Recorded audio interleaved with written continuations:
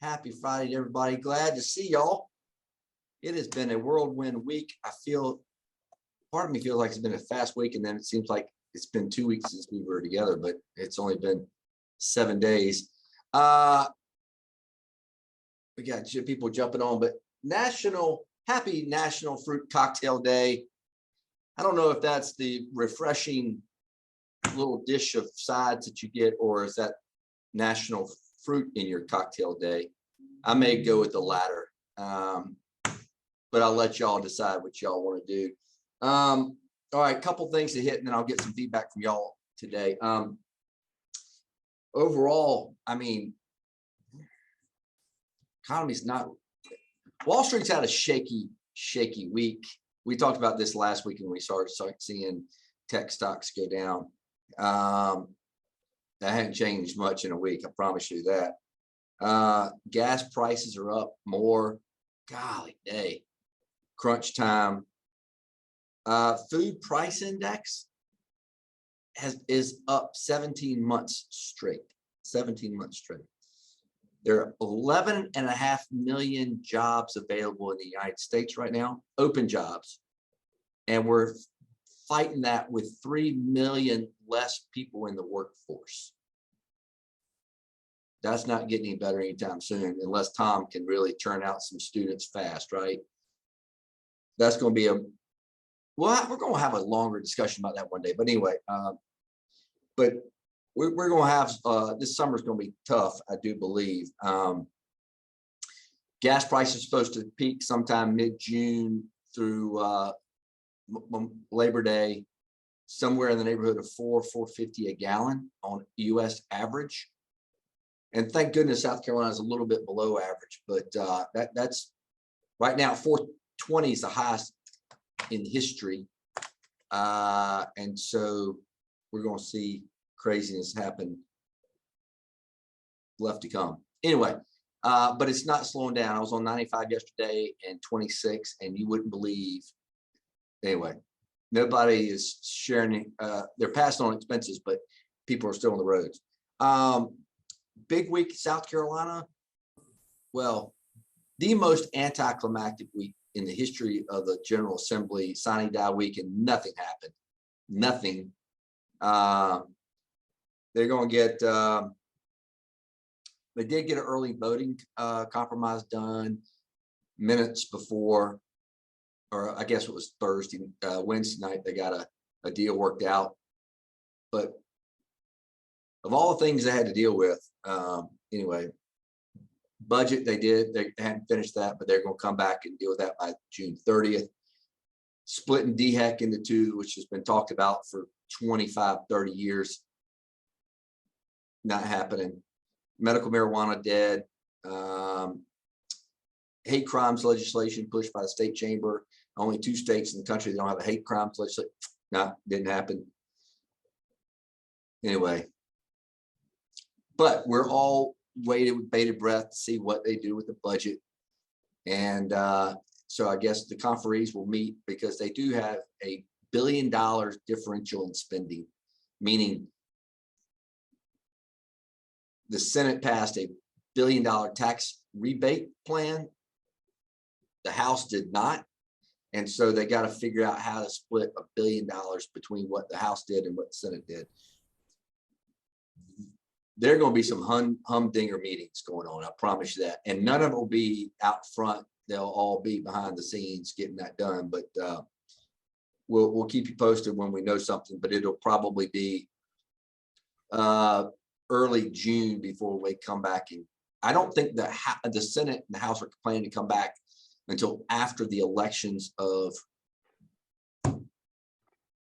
is it June 10th? Is that the Tuesday in June? 14th. 14th. They're not planning to come back until after the primaries on the 14th. So it'll be last minute, but they may have it all worked out by then, but they're not coming back until after. All right. Let's see what else is going on. Amazing thing. I'm kind of shocked by this, but I don't know if y'all saw this or not, but the Department of Energy and Department of the Interior came out with, they accepted 2 bids for a wind farm off the coast of the Carolinas, $315 million bid by two companies on a 110,000 acre wind farm, one being 50 miles off the coast of Myrtle Beach.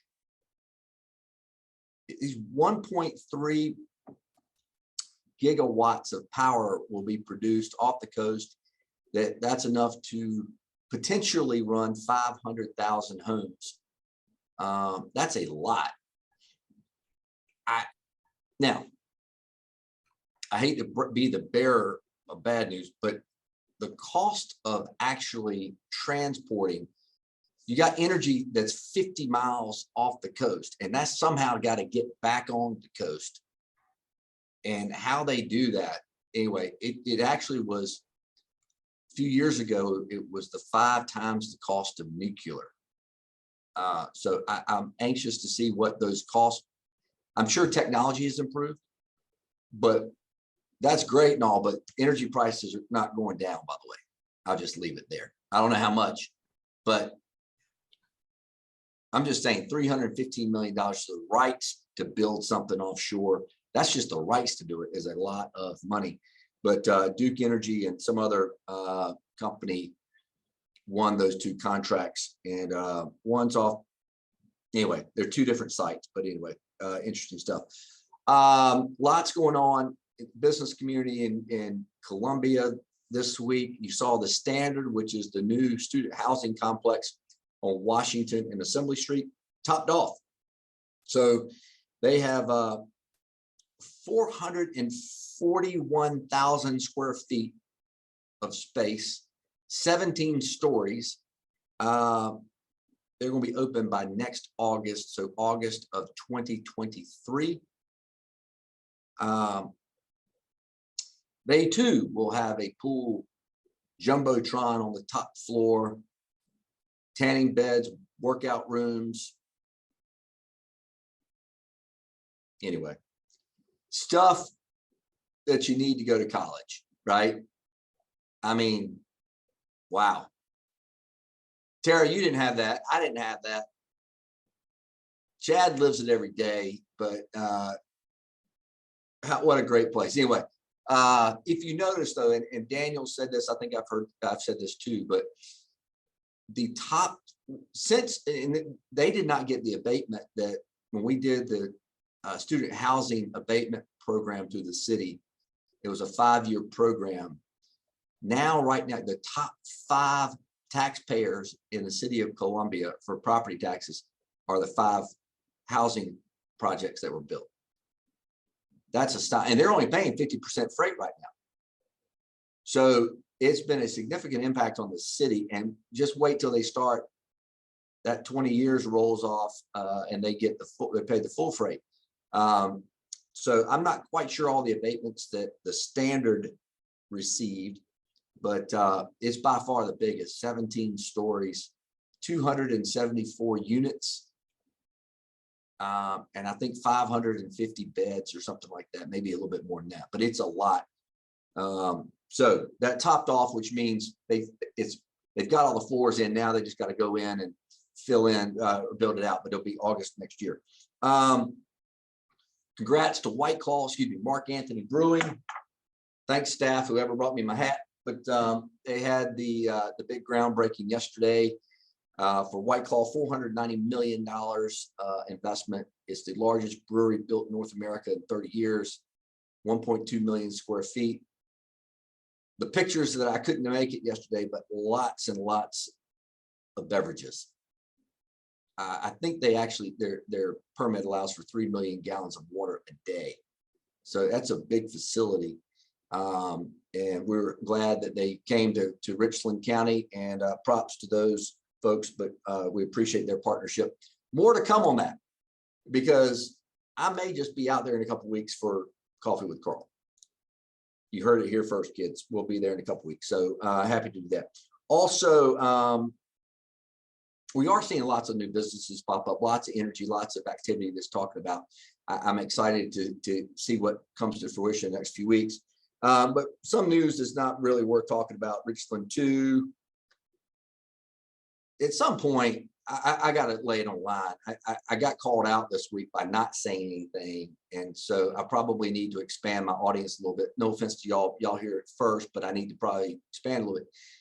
But at some point, we, the business community, have got to hold our elected officials a little bit more accountable. But the language that was used and just the tone and tenor of our elected officials has got to improve for the betterment of this community. If you don't think that investors are reading the newspapers and looking at news in this community 6 months before they decide where to go, they're taking all this into account. And when you got elected members of a school board talking like a 7th grade bully fight on the playground, is ridiculous. So I don't know, Ms. Adams. Y'all can read the accounts, but it's really, she needs to resign, quite frankly. And it's intolerable that I hadn't said anything either. So we'll change that. But anyway, we got to clean house, because that's killing economic development. Who wants to have their kids go to a school? And Richland too is a great school district, no question about it. But that's deplorable. Anyway, I'll get off soapbox there. So I haven't. Let me read some chats. What's going on? I know there's a bunch of stuff going on that Susan's put in there, and some meetings going on. But how about in y'all's world? What's happening out in the Columbia business community we need to know about?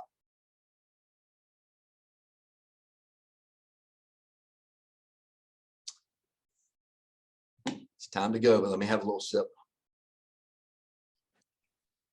Hey, Carl, this is Chad. I'll chime in. Thank you, Chad. Since you're picking on me about student housing. I love the taxes. Yeah, don't you there?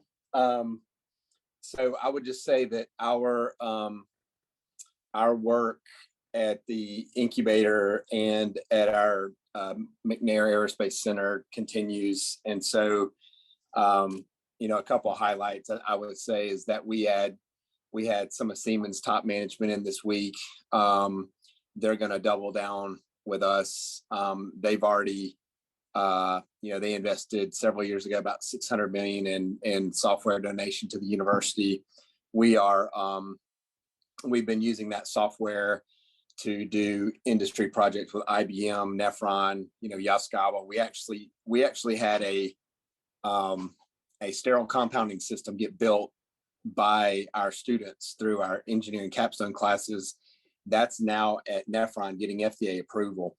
And we continue to have these kids that are basically getting exposed to the Siemens software, IBM, and all of our industry partners in that lab. Every one of those people that are touching that software are getting hired by those companies, and they can't get to them fast enough. So we feel like we've kind of found a little magic link there with from a workforce development standpoint in helping get our students prepared by getting this industry software and experience in our lab at the university. And if there's anybody on the industrial sector on the call, we would welcome you to come in and do a tour. The goal of our center is to basically take your demonstrations, your software, your products, and use our university and sporting events or whatever campus as a sales floor for you guys. But then we ask you to let us keep them, and we get our students working on it, and the kids love it. And this also just recently morphed into, prior to the holidays, a partnership with Lexington One High School, where we're actually going to be having in the spring of next year a group of high school kids getting dual enrollment through Palmetto College.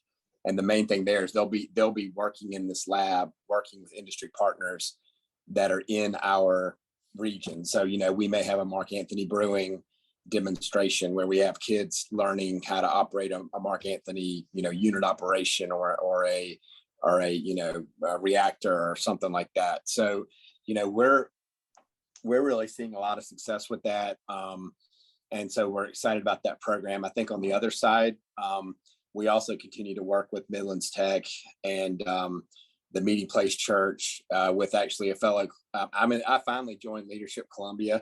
I think I'm in the old guys club. So we have one of my classmates, this guy named Lester Young, has a group called Path to. We've been funding Lester through a grant we got through our incubator with Truist, where they're doing forklift training and other types of training for people that are getting out of prison. Right. And same thing there. These people, we're creating this workforce thing for these people. The minute they get done with the training, they've got a job, they've got a certification, they got a job. So, and then we're also working with Midlands Tech and Ben Rex and the Catalyte program on this IT workforce training, which is like $20,000-$30,000 of training that's available to people. We actually pivoted some scholarships to not cover the training per se, but to actually cover living expenses for some of these people, because some of the most high impact people that can get the software training, they can't take 6 months off their work because they got to feed their family and pay their bills. And so we see that as a gap in the minority community, where we really need to take a different look at how we incentivize and support that community, because it's not enough to give them training and opportunities. Sometimes we actually have to think about how do we give them the time and the margin to do that, because a lot of those people they're working 23 hours a day just to make ends meet. So anyway, that's probably too long, but that's my highlight. Good stuff. Well, I may have a Mark Anthony demonstration after work today too, so that's good. Thanks for all your work there at USC. We appreciate you all very much. That's good stuff. What else we got?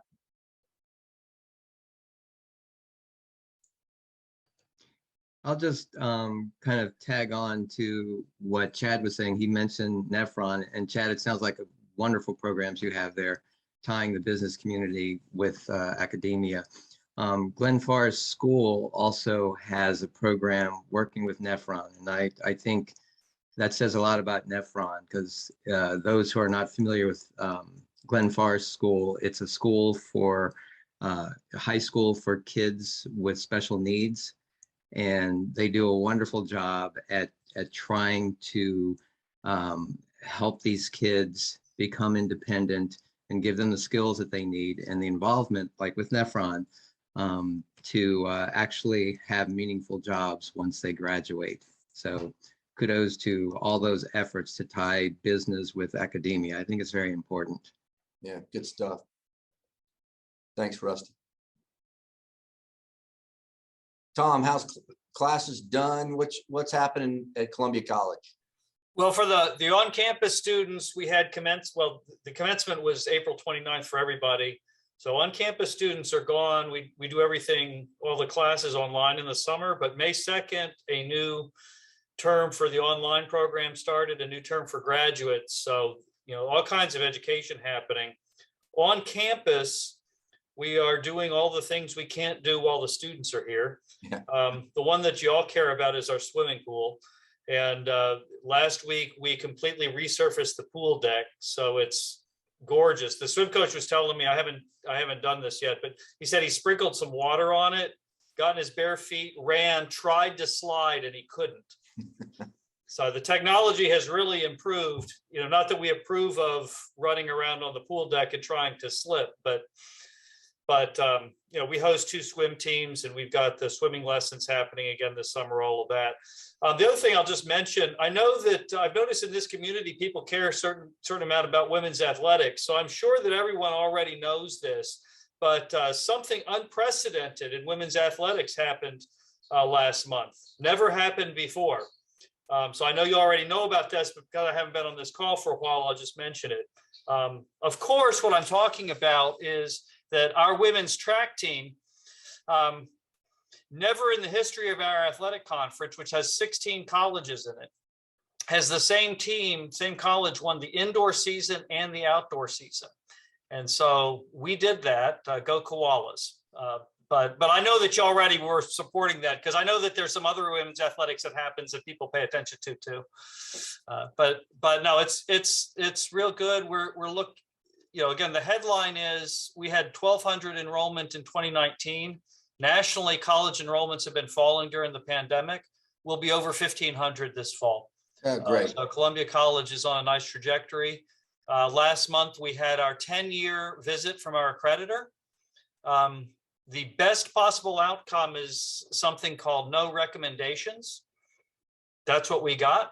And so in December, it'll be official, fully reaffirmed, fully compliant with everything for another 10 years. We still have all the same work to do, but we don't have to think about the accreditor looking over our shoulders while we're doing it. So That's life great. is good here on Columbia College Drive. Come by and visit us sometime. Hey, congratulations. That's good stuff. And that accreditation matters, and that's hard work. So congrats to your team. That ease of burden there. Congratulations. All right, guys. Well, listen, what a treat to be with y'all today. I hope y'all have a great weekend, and we'll be back here next Friday morning, 9 o'clock. So join us if you got the time. Thanks, everybody. Y'all be safe. We'll see you next week.